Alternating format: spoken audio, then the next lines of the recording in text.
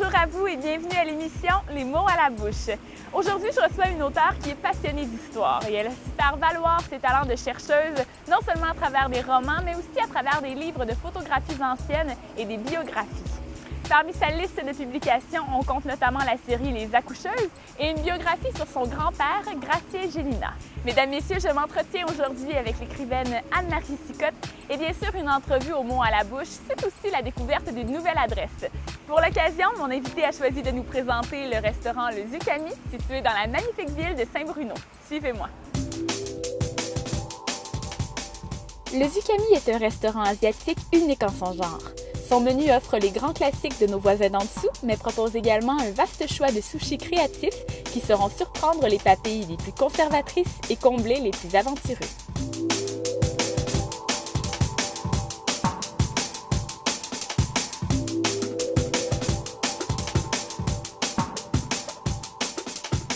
La carte de vin composée d'importations privées saura elle aussi vous impressionner et compléter à merveille votre choix de repas. Le Zucami est l'endroit tout désigné pour bien manger et faire des découvertes culinaires à Saint-Bruno de Montarville. Madame Bailey, vous êtes propriétaire ici du restaurant Le Zucami à Saint-Bruno, mais vous avez également d'autres restaurants. Hein? Oui, mais je ne suis pas le seul propriétaire ici non plus. J'ai toujours des associés dans les restaurants. Ici, c'est avec une amie, Joanne Lévesque.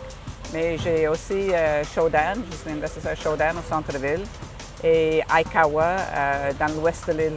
Et donc, pour les amateurs de ces restaurants-là, c'est assuré qu'ils vont aimer également le Zucami parce que c'est un petit peu le même style, c'est la même base en fait. Oui, c'est la même base.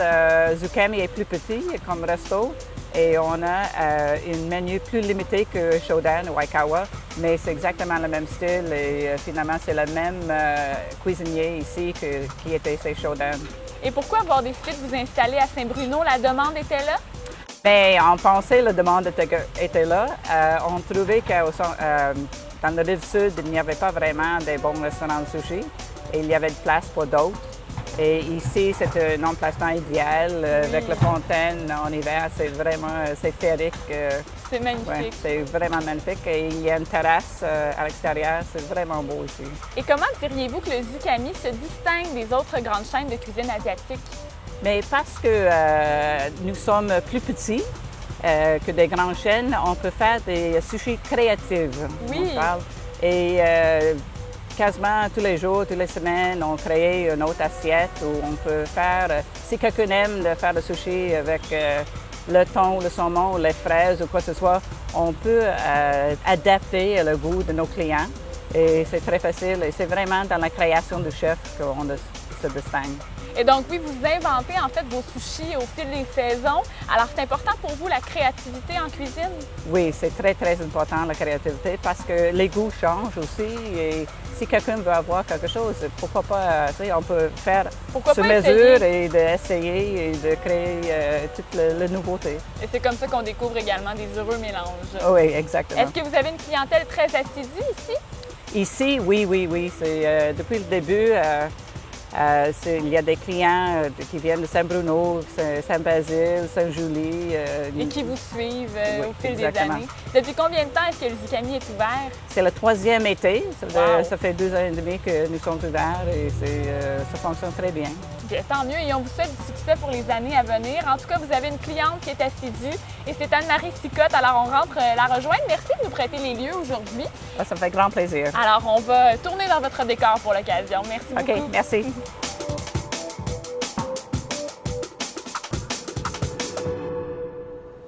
Madame Anne-Marie Sicotte, bonjour. Bonjour. D'abord, merci de nous avoir proposé le restaurant Le Zucami. C'est un endroit que vous voyez souvent parce que vous habitez tout près, mais vous n'étiez jamais venu ici.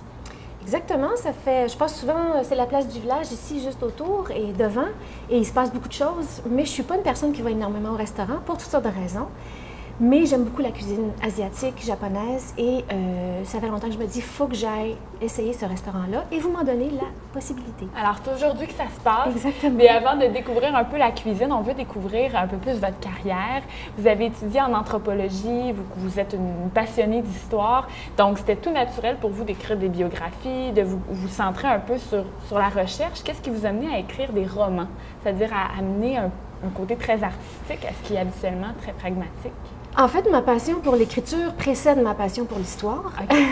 J'écris depuis que je suis adolescente, même, je dirais avant l'adolescence. Mon premier roman, je l'ai écrit à 10 ans, juste pour m'amuser, comme des romans d'aventure. Mais pour embarquer dans un roman historique, ça demandait, je trouvais, beaucoup plus de métier que ce que j'avais à ce moment-là. Et je trouvais que l'histoire était un bon moyen de comprendre le monde et quelque part aussi de me comprendre un peu. C'est une démarche aussi personnelle. Pourquoi j'ai fait... Parce que ma première biographie, c'était Gratien Gélinas, qui était mon grand-père. Et je suis allée vers lui parce que j'avais besoin non seulement d'expliquer sa vie, je trouvais qu'il fallait expliquer sa vie au Québec, son histoire, remplir sa vie, l'histoire culturelle du Québec, mais j'avais besoin, moi, de connaître quelques secrets qui étaient dans sa vie à lui. Donc, j'ai joint ces deux aspects-là et j'ai écrit sa biographie parce qu'évidemment, j'étais à l'aise avec la matière historique, mais aussi d'un côté humain. Je voulais aller cerner l'homme. Et je suis restée dans cette veine-là. J'ai eu mes enfants et c'est juste après que je suis revenue à la fiction par toutes sortes de moyens, toutes sortes des petits romans biographiques historiques, un roman pour enfants aussi. Et finalement, c'est arrivé, c'est abouti aux accoucheuses, qui est, comme on pourrait dire, mon œuvre maîtresse dans ce domaine. Une œuvre maîtresse qui est décrite en 3 tomes, en fait. Ça commence avec La fierté qu'on a ici. Et Les accoucheuses, c'est un best-seller, c'est un incontournable. Et les auteurs, c'est un métier quand même qui est assez convoité et qui est difficile. Comment vous réagissez au succès? C'est quand même très rare d'avoir autant de succès en écriture. Oui, bien, je le prends comme un compliment. Oui, bien... mais il faut dire que ça ne me vient pas de nulle part. Je veux dire, c'est pas quelque chose qui m'est tombé dessus en commençant. Ça fait 40 ans que j'écris, ça fait 20 ans que je suis publiée. Et je l'ai beaucoup travaillé, mon écriture. J'ai beaucoup travaillé pour en arriver à cet amalgame-là qui semble assez réussi, point de vue du public, entre le côté romanesque et le côté documentaire. Moi, je sais que les gens aiment beaucoup l'histoire. C'est pas toujours bien enseigné à l'école, c'est pas toujours bien abordé. Souvent, c'est rébarbatif, mais quand on sait comment l'amener,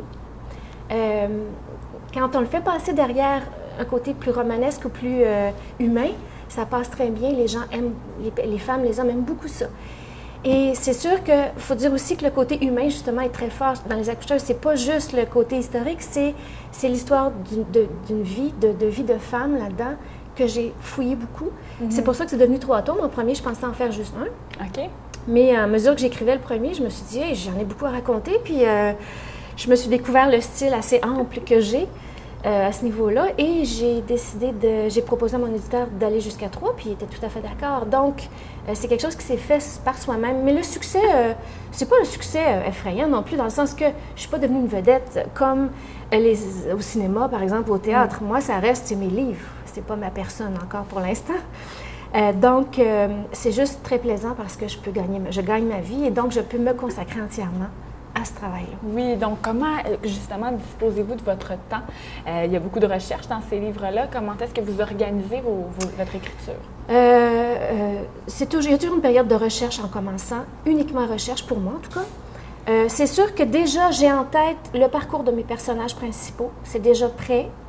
Je ne sais pas comment il va s'articuler, mais je sais d'où est-ce qu'ils partent et où est-ce qu'ils vont. Et après ça, je fais ma recherche historique.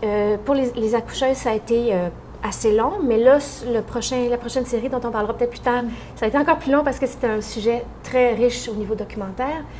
Et donc, je passe 1 an ou 2 à ne faire que de la recherche, à organiser ça, à prendre des notes, des photocopies, à faire un sommaire et tout ça. Et après, je me mets à l'écriture. Et là, c'est tous les matins, à partir de 8 heures à peu près jusqu'à midi, que j'écris. Wow. Sauf des moments où je décide que là, il faut que j'arrête, puis il faut que je fasse plus de recherche, ou j'ai besoin d'une pause pour laisser ça décanter et y revenir mieux après. Et parlons-en de ce prochain projet. Ça porte sur les Patriotes et ça a nécessité justement beaucoup de recherche, comme vous le dites. Vers quoi vous voulez aller avec cette histoire-là? Les Patriotes, c'est né, en fait, Le Pays insoumis, qui est le nom de la série, c'est né de plusieurs choses. Premièrement, un personnage de jeune femme qui a pris naissance en moi, un parcours de vie qui ressemble un peu à une certaine époque, à certaines choses que j'ai vécues dans ma jeunesse et que j'avais envie d'incarner. Et parallèlement à ça, depuis longtemps, la période des Patriotes m'interpellait Je ne suis pas une spécialiste, je ne l'étais pas, je suis devenue là. Vous l'êtes. Je ne l'étais pas, mais j'avais le sentiment qu'il y avait des chaînons manquants dans cette histoire-là, des pièces de casse-tête qui manquaient à notre connaissance collective. Je savais que la recherche qui avait été faite par certains érudits était tronquée, parce que c'était souvent des religieux, des hommes qui laissaient certains aspects de côté, qui avaient même honte de certaines choses. Et moi, j'ai eu le goût et la témérité de revoir à mon goût cette histoire-là. Donc, repasser sur tout l'événementiel, sur les gens qui ont fait ça, sur la société de l'époque.